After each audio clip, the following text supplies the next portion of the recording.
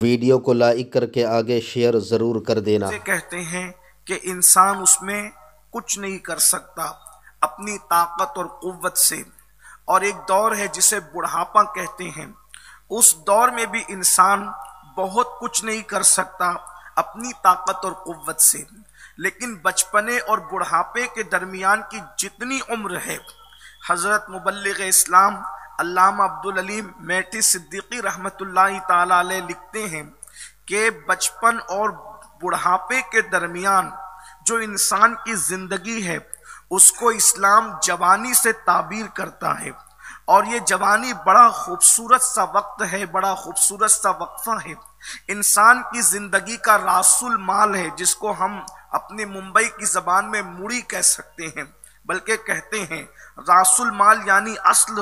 جو انسان جب بزنس کرتا ہے، تجارت کرتا ہے، تو وہ جو قیمت، جو رقم کاروبار میں لگاتا ہے اس کو راس المال یا موڑی کہا جاتا ہے۔ تو اصل انسان کی زندگی کا جو خوبصورت ترین وقت ہے جسے جوانی کہتے ہیں، یہ زندگی کا حاصل ہے، یہ بڑے خوبصورت لمحات ہے جسے جوانی کہتے ہیں۔ اس میں ہر چیز کی لذت آتی ہے، ہر چیز کا لطف آتا ہے، زندگی گزارنے کا اصل مزہ جوانی ہے، کھانے پینے کا اصل مزہ جوانی ہے، نیند کا اصل مزہ جوانی ہے، چلنے پھرنے کا، موج مستیاں کرنے کا، انجوائے کرنے کا اصل مزہ جوانی ہے۔ بڑی خوبصورت ہے جوانی، اور جوانی پھر اسلام میں بھی ایسا نہیں۔ اسلام کی خصوصیت ہے کہ اسلام دین فطرت ہے، اسلام جو ہے وہ لایانی باتیں نہیں کرتا، اسلام زبردستی تھوپنے والی باتیں نہیں کرتا، اسلام حقائق کی گفتگو کرتا ہے، اسلام حقیقتوں پر بحث کرتا ہے، اسلام فطرت کی بات کرتا ہے۔ جب جوانی کھانے پینے، سونے، اٹھنے بیٹھنے، چلنے پھرنے، ہر اعتبار سے جوانی قیمتی ہے، تو اسلام بھی جوانی کی اہمیت بتاتا ہے۔ اور اللہ کے سچے رسول صادق و مصدوق مصطفیٰ کریم رؤوف الرحیم صلی اللہ علیہ وآلہ وسلم ارشاد فرماتے ہیں کہ اے لوگوں، جوانوں کی قدر کرو۔ اللہ کے رسول صلی اللہ علیہ وآلہ وسلم نے اپنے اصحاب سے فرمایا اے لوگوں جوانوں کی قدر کرو، اور کیا وجہ بیان فرمائی؟ ارشاد فرمایا جب میں نے مکے کی سرزمین پر نبوت کا اعلان کیا تو مکے کے بڈھوں نے میری بات کو، میری دعوت کو رد کر دیا، جن لوگوں نے قبول کیا تھا وہ مکے کے جوان تھے، اس لیے جوانوں کی قدر کیا کرو۔ اللہ کے رسول صلی اللہ علیہ وآلہ وسلم نے جوانوں کی اہمیت بتائی اور جوانی کی بھی اہمیت بتائی۔ اللہ کے سچے رسول صادق و مصدوق صلی اللہ علیہ وآلہ وسلم ایک جوان کی 3 صفت کا ذکر کرتے ہیں۔ آقا علیہ الصلوۃ والتسلیم ارشاد فرماتے ہیں جو جوان اللہ کی تقدیر پر راضی رہے، یعنی اللہ نے اس کی تقدیر کے لیے جو فیصلہ کر دیا ہے اس فیصلے پر وہ راضی رہے کہ اللہ نے جو مقدر لکھا ہے، اللہ نے جو میری تقدیر لکھا ہے، میں اس پر راضی ہوں، اللہ کی تقدیر پر اس کو کوئی اعتراض نہیں ہے۔ اللہ اکبر۔ فرمایا اللہ کی تقدیر پر راضی رہنے والا جوان، اور دوسری صفت ارشاد فرمایا، دوسری صفت جوان کی ہے اللہ نے اس کو جتنا حلال رزق عطا کیا اس رزق پہ راضی رہنے والا جوان اللہ کی تقدیر پر راضی رہے، رزق حلال پر راضی رہے، اور حرام سے بچتا رہے۔ جس بندے میں جوانی میں یہ 3 صفتیں جمع ہو جاتی ہے، اللہ رب العزت اس کو اپنے فرشتوں کے مانند قرار دیتا ہے۔ وہ جوان اللہ کے نزدیک فرشتوں کی طرح ہے جو اللہ کے لکھے پہ راضی ہے، جو رزق حلال پر قانے یعنی قناعت کر رہا ہے، اور اللہ رب العزت نے جو حرام کر دیا ہے اس حرام سے وہ بچا ہوا ہے، وہ فرشتوں کی طرح ہے، اللہ کے نزدیک فرشتوں کی طرح ہے۔ اور ایک مقام پر تو یہاں تک فرمایا صبح کو عبادت کرنے والا جوان بوڑھوں پر ایسی فضیلت رکھتا ہے جیسے اللہ نے نبیوں کو امت پر فضیلت عطا فرمائی ہے، جیسے مرسلین کو اللہ نے امت پر فضیلت عطا فرمائی ہے۔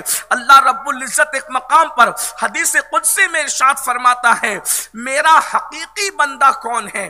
ذرا غور کریں، فرماتا ہے میرا حقیقی بندہ کون ہے؟ اللہ اکبر، اللہ جس کو خود کہے میرا بندہ، میرا حقیقی بندہ، میرا سچا بندہ، اللہ اکبر۔ اللہ کے بندے تو لوگ اپنے آپ کو خوب کہتے ہیں، لیکن اللہ جس کو اپنا بندہ کہے، یاد رکھنا بہت کم لوگ ہیں جس کو اللہ نے اپنا بندہ کہا ہے۔ اللہ اکبر۔ آپ جانتے ہیں مصطفیٰ جان رحمت کو اپنا بندہ کہا ہے، سبحان الذی اسریٰ بعبدہ، اللہ اکبر۔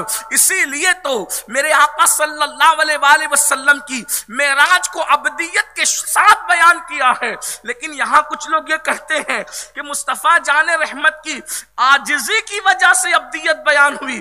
ایسا نہیں ہے، مصطفیٰ جان رحمت کی عبدیت ان کی رسالت سے افضل ہے، اس لیے سفر بڑا تھا، مقام بڑا تھا، مرتبہ بڑا تھا، اس لیے شان عبدیت بیان کی گئی ہے۔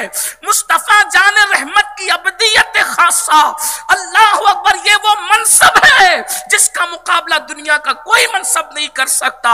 اور یہ بھی یاد رکھنا مقام عبدیت سے بڑا مقام اللہ کے نزدیک ہو ہی نہیں سکتا۔ اللہ کے نزدیک سب سے بڑا مرتبہ عبدیت کا ہے۔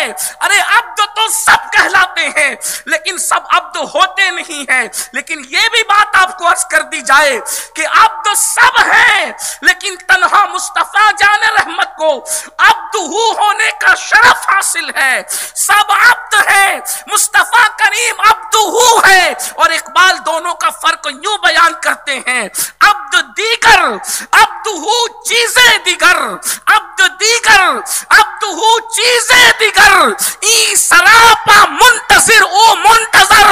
عبد الگ ہے، عبد الگ ہے، عبد انتظار کرتا ہے، عبد کا انتظار کیا جاتا ہے۔ نعرہ تکبیر، نعرہ رسالت، علماء اہل سنت۔ عبد اور عبدہ کا فرق میرے امام نے بھی بیان فرمایا، کہتے تبارک اللہ شان تیری، تجھی کو زیبا ہے بے نیازی۔ عبد کے لیے لن ترانی ہے، عبد کے لیے لن ترانی ہے، کہتے تبارک اللہ شان تیری، تجھی کو زیبا ہے بے نیازی۔ کہیں تو ہو جوش لن ترانی، کہیں تقاضے وصال کے تھے، عبد کے لیے لن ترانی کہا جاتا ہے، اور عبد کو نیند سے اٹھا کر کے لامکاں پہ بلایا جاتا ہے۔ عبد دیگر عبدہ چیزیں دیگر، ای سراپا منتظر و منتظر۔ تبارک اللہ شان تیری، تجھی کو زیبا ہے بے نیازی، کہیں تو ہو جوش لن ترانی، کہیں تقاضے وصال کے تھے۔ اور عبدہ کی شان یہ ہے کہ عبدہ میں فنائیت وہ ہے کہ ذات بھی باقی نہیں رکھی، نام بھی باقی نہیں رکھا۔ حضور کی ذات بھی فنا ہے ذات باری میں، اور حضور کا نام بھی فنا ہے، اسی لیے حضور کا نام بھی نہیں لیا، کہا عبد ہی۔ جس نبی کو عبد کہہ کر کے پکارا، ساتھ میں سب کا نام لیا، لیکن تنہا مصطفیٰ جان رحمت ہے۔ حضور کو جب عبد کہا تو ساتھ میں نام نہیں لیا، اس لیے کہ نام بھی حضور کا فنا ہے ذات باری کے اندر، اور جس کا نام فنا ہے ذات باری میں، پھر اس کو جلوہ حق ہونے کا شرف یوں حاصل ہوا کہ میرے امام کہتے ہیں وہی ہے اول، وہی ہے آخر، وہی ہے ظاہر، وہی ہے باطن۔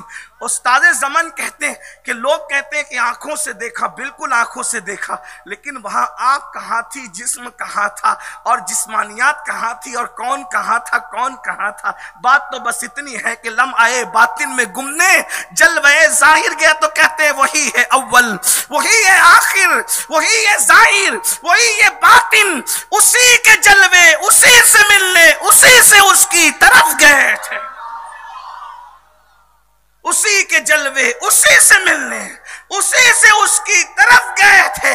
کمان امکان کے جھوٹے نقطوں، تم اول آخر کے پھیر میں ہو، اور محیط کی چال سے تو پوچھو کدھر سے آئے کدھر گئے۔